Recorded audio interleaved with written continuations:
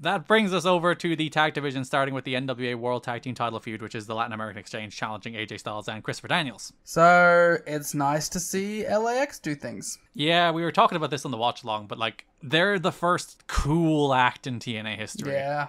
Like, there's been funny acts, there's been acts that have had cool elements. Like, there's, like, AJ is a good act, right? He's not cool. No. Like, he does cool shit, but he's not cool. Not at all. LAX are fucking cool. Even Joe, who is probably the closest to being cool, is still like kind of borderline doing a thing that's not just cool. Whereas like LAX's music hit, and you see LAX the aesthetic. Feels like modern. It feels like ahead of its time a little. Like it feels different in a way that like Joe did kind of feel like that when he debuted. He felt like something from outside of this show was on the show, but like LAX have like taken that to the next level. That's actually a really good way of putting it. Like, there's a lot of things you watch on this show that are just like, that's a thing on TNA Impact. Yeah, that fits on TNA Impact. And when LAX show up, you're like, oh, holy shit, that's different from what's on TNA Impact. Yeah. So, first impact of the pay-per-view cycle, Styles and Daniels come to the ring. Daniels says it seems like other teams have a problem with them having the belts. They proved Team 3D skepticism wrong by winning the titles, and now they have a stack of signed contracts for every single team in TNA, including Christian and Sting, funnily enough. So that they can give out a title. If anybody wants a title shot, come and get it. They'll be defending champions. Conan cuts them off and says, unlike what they just said, they're ducking him on LAX. AJ's like, shut up, there's a contract for you too. Yo, we were ready for this if you just waited. We said all, because yeah, they were going through the teams. They were like Frankie Kazarian and Michael Shane and Team 3D, and then Conan cut them off. It's like, you were next, you stupid idiot. Conan says that they're lying. Conan wants Daniels to hand deliver him the contract. The crowd chanted, "You can't read" at Conan, which feels a little racist.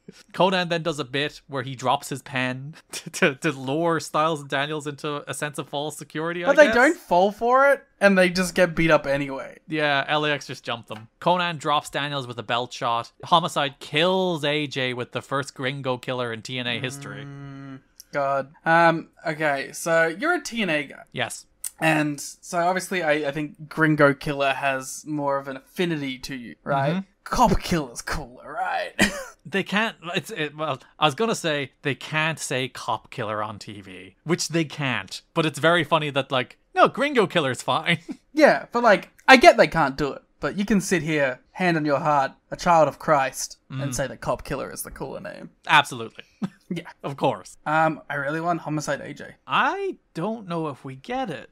Like we got Homicide Daniels, which was a fine placation of it all. I mean, I'm sure it happened in ROH at least. Surely they've had a match somewhere.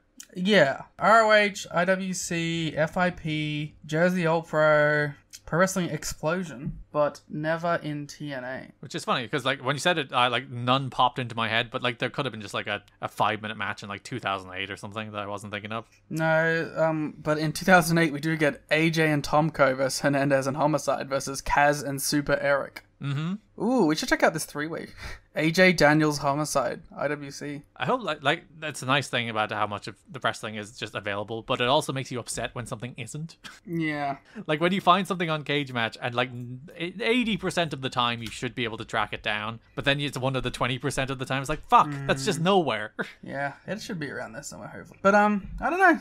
It is just nice to see Homicide doing things, because he kind of was just hanging around. And like him getting involved in a proper story is a blessing. So, yeah, he kind of drops Styles on his head with the Gringo Killer, then Styles like slumps up onto his neck. It looks really good. Daniels is bleeding from the belt shot as Conan signs the contract in Daniels' blood. That's dope. It automatically takes the feud up like 2 notches. The following week, July 27th, there's a feature on LAX. They've stolen their land, they've stolen their territory, they've tried to enslave their people and humiliate them. Now they're representing their people in the US and they're going to start taking things. Say AJ and Daniels have been coddled and catered to, but they're going to take the titles back to their people. 5150 is the police code for mentally insane, and there's nothing Styles and Daniels can do. God, that's so cool. And this is the month where they debut the like LAX 5150 shirt, which is up there as like an iconic TNA shirt. What would our number be? For us, let's look at police codes. What's the police code for public nuisance? Public nuisance. Harassing a British podcaster. What's the police code for that? I think, like, historically you're allowed to. 507 is public nuisance. 507 ain't nothing to mess with. All right, there's too many. Okay, there's like 100. 136 is holding of hostages. We don't do that. I guess our listeners? We do hold them hostage for hours at a time. 142 is an unlawful assembly. That could be good. We could have... That's really funny if we make the 5150 shirt, but it's just for unlawful assembly. Yeah, that's our podcast. It is an unlawful assembly.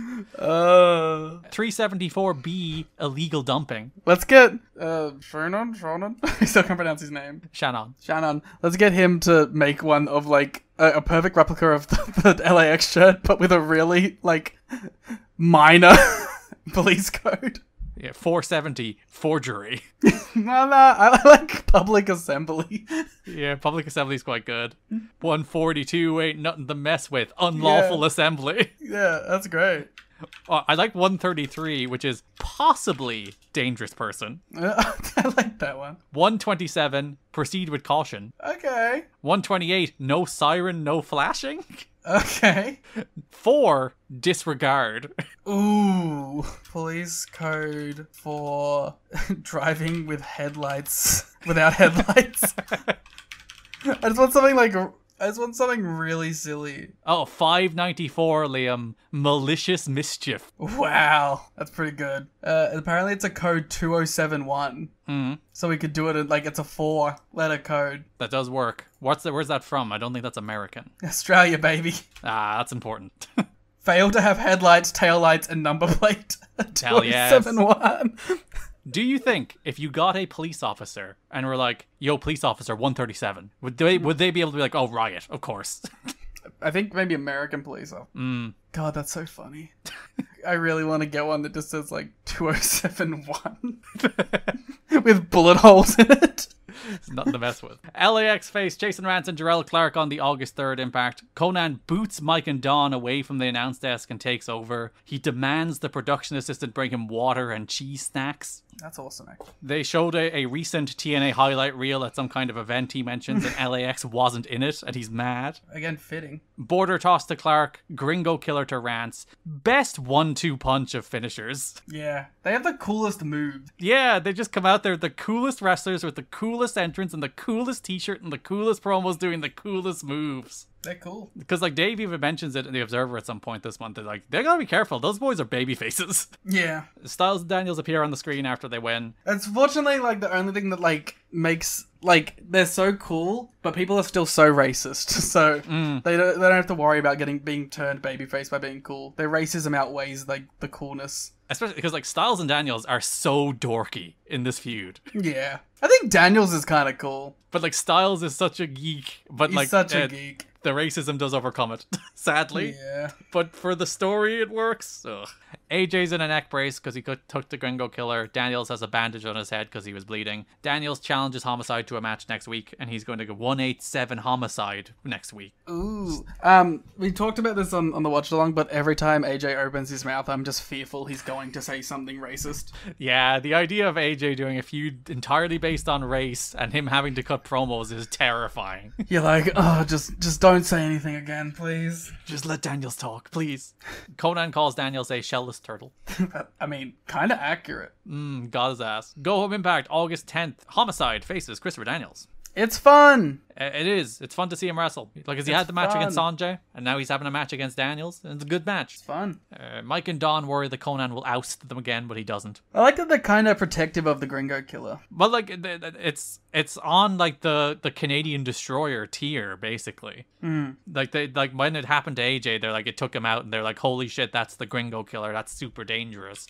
And, like, as you said, they, like, protect it, and AJ's out for a week, and he's wearing a neck brace. Like, they're actually trying to put it over as a death move, and, like, one of the most important. They put it over more than the border toss, which is kind of funny. Yeah. Daniels runs wild. Homicide teases using a chair to create a distraction and takes over. Daniels locks in the Koji clutch, but Conan distracts the ref and then doesn't see Homicide tap to the Koji clutch. Hernandez comes in, hits a cracker jack, allowing Homicide to score the win. They jump Daniels after the match and begin setting up a Gringo killer, but AJ runs out with a chair and makes the save, then throws off his neck brace. Then later in the show, you are shown the massacre of the match.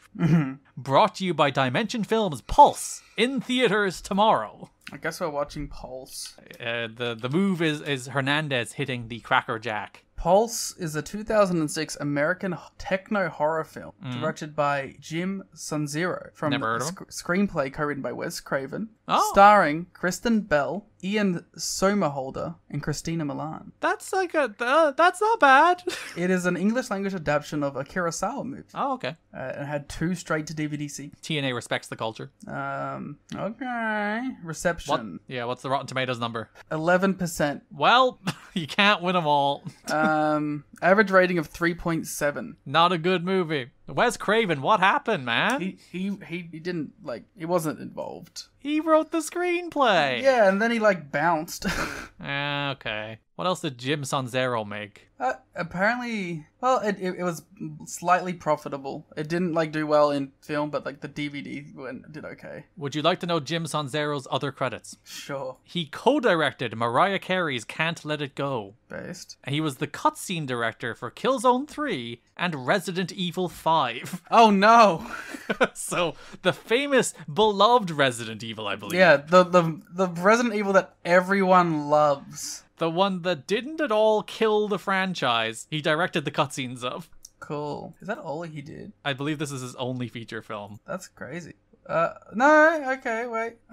He did something he was on Saturday Night Live for a thing. Some sort of production role. He directed 6 things. What else he got? The Pugilist.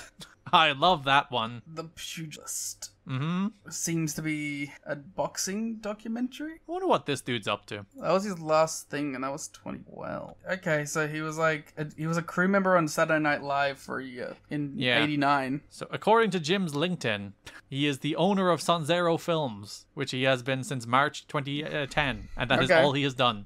Cool. Well, maybe we should give Pulse a chance, huh? It was the Massacre of the Month. Massacre of the Match. Fuck, I got it wrong. I didn't get the branding right. I'm too used to the Morphoplex move the match.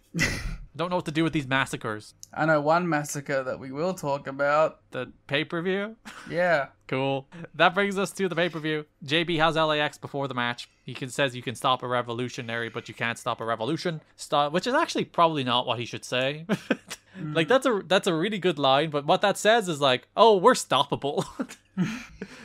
Styles and Daniels have their white boy privileges, but they've had to fight and struggle for everything, and tonight they take the tag titles. Wow, white privilege, 2006. They are ahead of their time. He doesn't say it in those words, but that is basically what it's you were handed everything as opposed to...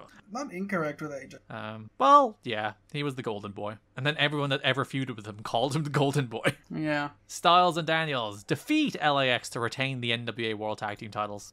Styles and Homicide get a fun reaction, because Styles goes after Homicide, obviously, for being killed with the Gringo Killer. Yeah. Homicide spikes AJ with a cutter in the ropes that was meant to be a swinging neckbreaker, but it looks so much awesome because he just dragged him down head first. He wipes out AJ with the tope con hilo. Hernandez hits his big Supermax dive for the first time. Yeah, he does.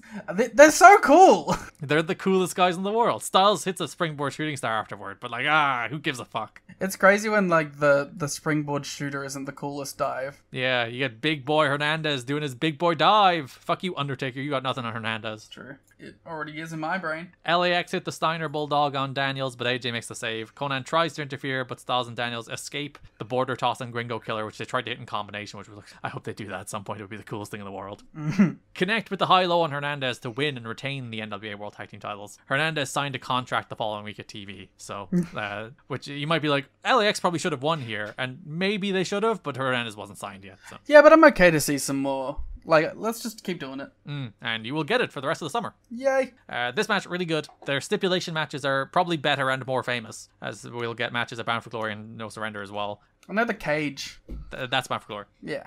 But yeah, this is really good. It's Styles and Daniels against LAX. LAX are here and they're rolling and they're here to take the AMW top spot. They are I even already they are the better team this year than America's Most Wanted, and there's no world in which America's Most Wanted are going to take that from them. You might make a case for Styles and Daniels, but it's LAX's this year. There's no hope anybody's winning tag team, the America's Most Wanted Tag Team of the Year award, other than LAX. Yeah.